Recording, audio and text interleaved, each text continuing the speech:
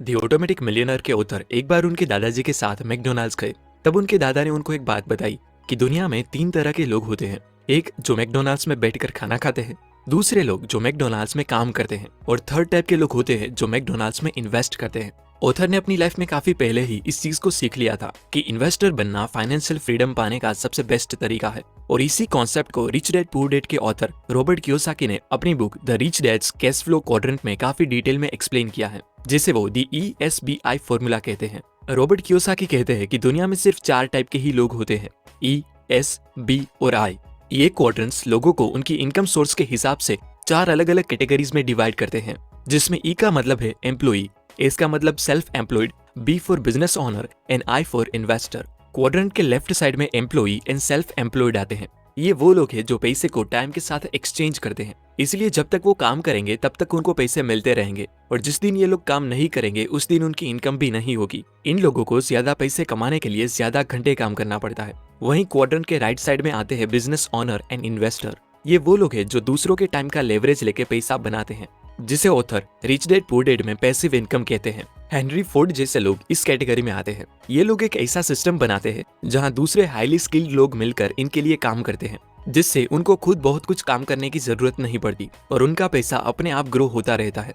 Warren Buffett कहते हैं कि if you don't find a way to make money while you sleep, you will work until you die. दोस्तों, ये matter नहीं करता कि अभी आप किस कैटेगरी में हैं, लेकिन अगर आपको फाइनेंशियल फ्रीडम चाहिए तो आपको लेफ्ट साइड से निकल के राइट साइड आना ही पड़ेगा। मतलब एम्प्लॉई से सेल्फ एम्प्लॉयड से बिजनेस ओनर, और बिजनेस ओनर से इन्वेस्टर बनना सीखना ही पड़ेगा। अक्सर सेम कैटेगरीज में आने वाले लोगों की सोच भी सेम होती है, इसीलिए अपनी कैटेगरी बदलने का मतलब है अपनी सोच बदलना। इन्वेस्टिंग अमीर लोगों का प्लेग्राउंड होता है, क्योंकि सिर्फ इसी जगह पर आपका पैसा आपके लिए काम करता है। एक एग्जांपल से समझते हैं। जब एक डॉक्टर MBBS की डिग्री लेकर गवर्नमेंट हॉस्पिटल में जॉब करने लगता है, तब वो एम्प्लॉई कैटेगरी में आता है। फिर वो जॉब छोड़कर अपना क्लिनिक खोलता है, तब वो सेल्फ एम्प्लॉयड की कैटेगरी में आता है। नेक्स्ट, अगर वो एक ऐसा हॉस्पिटल खोले जहां वो दूसरे डॉक्टर्स को हायर करके उनसे काम करवाए, तब वो बिजनेस ओनर बन जाएगा। और आखिर में अगर वो E, S और B क्वाड्रेंट से पैसे सेव करके उसे बॉन्ड, रियल एस्टेट या स्टॉक्स में इन्वेस्ट करे, तब वो इन्वेस्टर की कैटेगरी में आ जाता है। ज्यादा अमीर होने वाले लोग अपना 80% पैसा इसी इन्वेस्टिंग कैटेगरी से बनाते हैं। दुनिया के जितने भी बड़े बड़े इन्वेस्टर्स हैं, उन लोगों के पास हम नॉर्मल लोगों के ऊपर बस एक ही एडवांटेज है कि वो इन्वेस्टिंग की दुनिया में बहुत ही पहले आ गए थे। रे डेलियो ने सिर्फ 12 साल की एज में ही नॉर्थ ईस्ट एयरलाइन का शेयर खरीदा था। वॉरेन बफेट ने अपना पहला शेयर सिर्फ 11 साल की उम्र में ही ले लिया था। वैसे तो वॉरेन बफेट के ऊपर कई बुक्स लिखी जा चुकी है और सब मानते हैं कि वॉरेन बफेट एक बहुत अच्छे इन्वेस्टर है, लेकिन बहुत ही कम लोगों को पता है कि वॉरेन बफेट की वेल्थ का असली रीजन है बचपन से ही कंपाउंडिंग के पावर को समझ के इन्वेस्टिंग स्टार्ट कर देना। अभी वॉरेन बफेट की नेटवर्थ $96 बिलियन है, जिसमें से 99% वेल्थ उन्होंने 50 की एज के बाद कमाई है। ये है कंपाउंडिंग की ताकत। क्या आपने जिम साइमंस का नाम सुना है? जिम साइमंस मैथमेटिशियन और एक हेज फंड मैनेजर है। इन्होंने 1988 से अपने पैसे को ऑन एन एवरेज 66% रेट से कंपाउंड किया है, जबकि वॉरेन बफेट ने सिर्फ 22% रेट से कंपाउंड किया है। जिम साइमन की नेटवर्थ करीबन $24 बिलियन है, यानी कि वॉरेन बफेट से 75% कम। लेकिन ऐसा क्यों? ऑब्वियसली रीजन है कंपाउंडिंग का। जिम साइमन ने इन्वेस्टिंग स्टार्ट करी थी 50 की एज में, लेकिन वॉरेन बफेट ने 11 साल की उम्र से ही अपना पैसा इन्वेस्ट करना स्टार्ट कर दिया था। अगर वॉरेन बफेट की तरह जिम साइमन को 70 इयर्स मिल जाते पैसे कंपाउंड करने के लिए और उनके पैसे 66% रेट से कंपाउंड होते रहते, तो आज उनकी नेटवर्थ कई लाख ट्रिलियन डॉलर में होती। अल्बर्ट आइंस्टाइन कहते हैं कि कंपाउंड इंटरेस्ट दुनिया का 8वां अजूबा है और कंपाउंडिंग दुनिया की सबसे पावरफुल चीज। चलिए एक एग्जांपल से समझते हैं। अगर मैं आपको और आपके दोस्त को 2 ऑप्शन दूं कि आप 50 लाख रुपए आज ले ले या फिर 1 रुपया जो हर अगले 31 डेज तक डबल होगा, तो आप क्या चूज करोगे? मान लीजिए आपका दोस्त 50 लाख वाला ऑप्शन चूज करता है और आप वो 1 रुपए वाला, तो 4 दिन बाद आपके दोस्त के पास हो गए 50 लाख रुपए और आपके पास सिर्फ 8 रुपए। आसपास के लोग आपको कहते हैं कि अबे बेवकूफ, तुम भी वो पहला ऑप्शन चूज करते तो तुम्हारे पास भी आज 50 लाख रुपए होते। डे 20 पे जब बाकी सिर्फ 11 दिन रह गए हैं, आपके पास होते सिर्फ 5243 रुपीज और आपके दोस्त के पास वही 50 लाख रुपए। आपको अपने डिसीजन पे पछतावा होने लगता है, लेकिन थोड़ी धीरज रखें, क्योंकि डे 29 पे वो पहले दिन वाला 1 रुपया बन गया होता है 27 लाख रुपए। लेकिन असली मैजिक होता है डे 31 पे, जहां वो 1 रुपया बन जाता है 1 करोड़ 7 लाख से भी ज्यादा, यानी कि आपके दोस्त के 50 लाख से 2 गुना ज्यादा। दोस्तों, ये है कंपाउंडिंग का power. Compounding slowly over time एक बहुत बड़ा इम्पैक्ट क्रिएट करती है।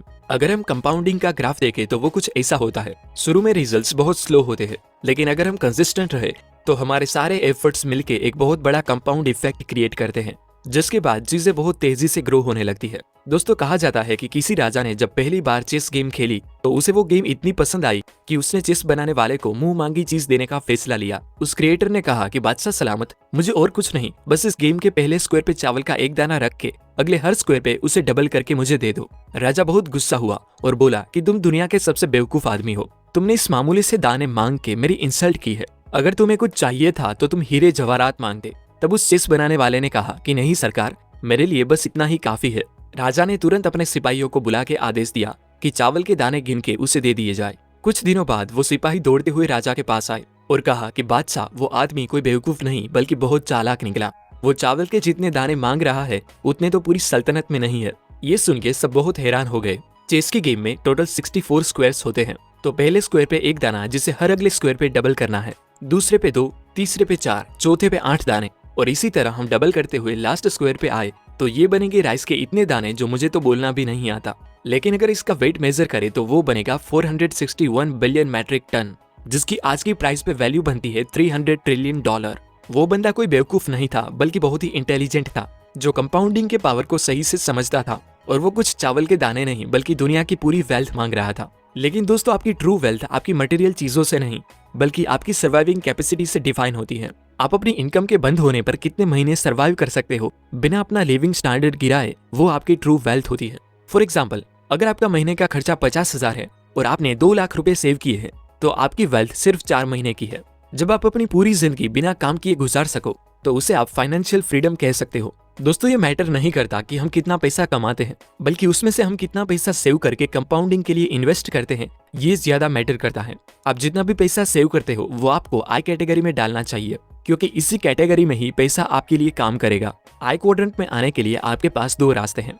अगर आपको इन्वेस्टिंग के बारे में बिल्कुल भी नॉलेज नहीं है तो आपको इंडेक्स फंड या म्यूचुअल फंड में इन्वेस्ट करना चाहिए। लेकिन अगर आप इन्वेस्टिंग में इंटरेस्टेड हो तो आप वैल्यू इन्वेस्टिंग के बारे में पढ़ना और सीखना शुरू करो और साथ ही स्टॉक मार्केट में इन्वेस्ट करके उससे प्रैक्टिस करो। हाँ, इस चीज में रिस्क तो है और रिस्क के बेसिस पे 3 तरह के लोग होते हैं। पहले रिस्क एवर्स, ये लोग रिस्क अवॉइड करते हैं और अपना पैसा बैंक या गोल्ड में ही रखते हैं। दूसरे गैम्बलर्स, जो इन्वेस्टिंग को बस लक और चांस का गेम समझते हैं। और तीसरे लोग होते हैं इंटेलिजेंट इन्वेस्टर्स, जो इन्वेस्टिंग को नॉलेज और स्किल से कनेक्ट करते हैं। दोस्तों अगर अभी आप ई या एस क्वाड्रेंट में हैं तो आपको क्या करना चाहिए? पहले तो आप बिल्कुल टाइम गवाए बिना जितने हो सके उतने पैसे सेव करें और उसे आई क्वाड्रेंट में इन्वेस्ट करें। आगे का रास्ता आपकी पर्सनालिटी पे डिपेंड करता है। अगर आपको सिक्योर फील करना पसंद है और आपको लगता है कि आप जॉब के लिए ही बने हो तो आपको वही जॉब करते रहना चाहिए और ज्यादा से ज्यादा सेव करके आई क्वाड्रेंट में इन्वेस्ट करना चाहिए। लेकिन अगर आपको फ्रीडम पसंद है और आप रिस्क मैनेज करना जानते हो तो फिर एक सिस्टम बनाने की ट्राई करें जहां आपका ई या एस वाला काम बी में कन्वर्ट हो जाए। फिर अपने बिजनेस को ग्रो करने के अलावा जो भी सेविंग्स हो उसे आई में इन्वेस्ट करते जाए। तो दोस्तों इस वीडियो में बेसिकली हमने रिच डैड पुअर डैड के ऑथर रॉबर्ट कियोसाकी की book the rich dad's cash flow quadrant से ESBI क्वाड्रेंट के बारे में जाना और कंपाउंडिंग के पावर को समझा। अगर आप भी अपने पैसे को कंपाउंड करना चाहते हैं तो इसका एक मेथड है इन्वेस्टिंग, जिसमें आप वॉरेन बफेट की तरह ग्रेट कंपनीज के शेयर खरीद के उसे लंबे समय तक होल्ड करके रखें ताकि वो कंपाउंड कर सके। लेकिन उससे भी पहला स्टेप है सीखते रहना। और ये सभी बातें मैंने the rich dad's cash flow quadrant से सीखी है। अगर आप इस टॉपिक में इंटरेस्टेड हो तो ही इस बुक को खरीदना, क्योंकि बुक्स पढ़ने के लिए होती है, शॉपिंग के लिए नहीं। धन्यवाद।